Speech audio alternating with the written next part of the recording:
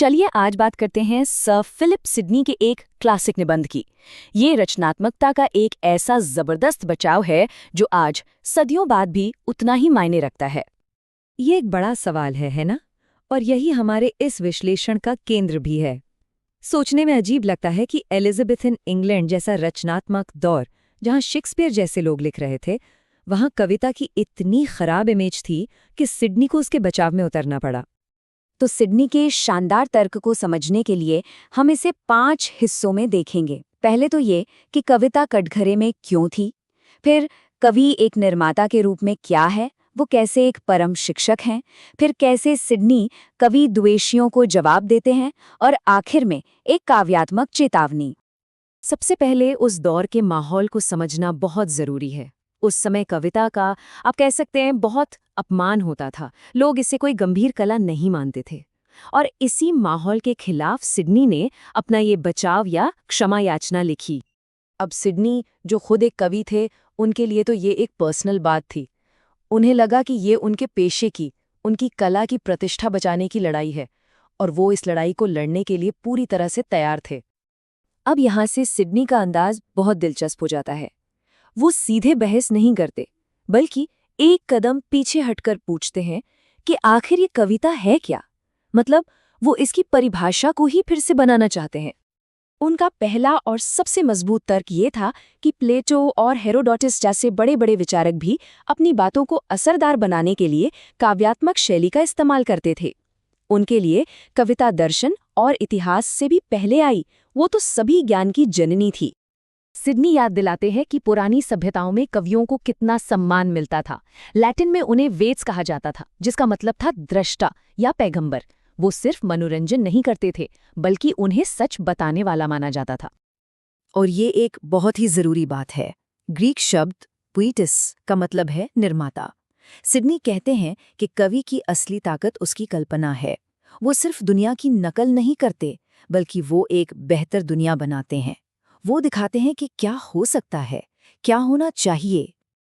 तो ठीक है, कवि एक निर्माता है, लेकिन सवाल ये है कि उसकी बनाई हुई कविता हमारे लिए करती क्या है। और यहीं पर सिडनी का सबसे बड़ा दावा सामने आता है। सिडनी ने एक क्या कमाल का रूपक दिया है, एक बोलती हुई तस्वीर।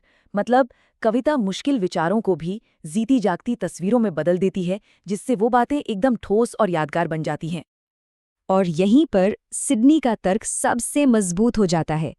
वो कहते हैं कि कविता फिलॉसफी और इतिहास से कहीं बेहतर टीचर है। क्यों? क्योंकि वो नैतिकता के बारे में सिर्फ बताती नहीं, बल्कि उसे इतना सुंदर और यादगार बना देती है कि हम उसे महसूस करने लगते हैं। ये एक और मज़ेदार मिसाल है। सिडनी कहते हैं कि कविता पढ़ना चेरी की दवा लेने जैसा है। अच्छा इंसान बनने का सबक, जो कि एक कड़वी दवा की तरह हो सकता है, उसे कविता चेरी की तरह मीठा और मज़ेदार बना देती है। तो इन सभी तर्कों से लैस होकर सिडनी अब सीधे अपने आलोचकों से भिड़ते हैं, जिन्हें वो कवि द्वेषी कहते हैं, और उनके इल्जामों को एक एक करके खारिज करते हैं। उन्होंने कविता पर लगने वाले 4 सबसे बड़े इल्जामों की पहचान की, और वो ये थे। पहला, कि ये समय की बर्बादी है। दूसरा, कवि झूठे होते हैं।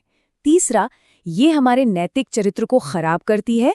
और चौथा, कि महान दार्शनिक प्लेटो ने भी कवियों को अपने आदर्श राज्य से बाहर निकाल दिया था। सिडनी इन चारों का जवाब देने के लिए तैयार थे।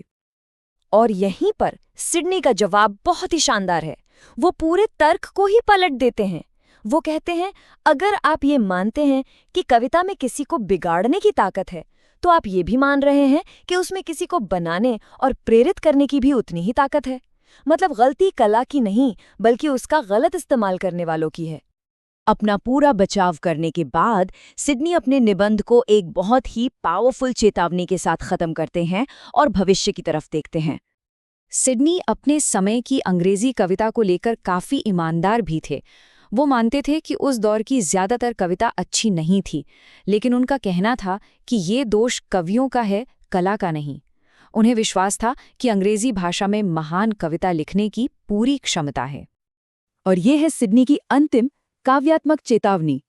वो कहते हैं कि कविता में किसी को इतिहास में अमर कर देने की ताकत है, तो किसी को गुमनामी के अंधेरे में धकेलने की भी। ये हमें याद दिलाता है कि कला में हमारी यादों और हमारी विरासत को बनाने या मिटाने की कितनी जबरदस्त ताकत होती है और इसे कभी भी हल्के में नहीं लिया जाना चाहिए।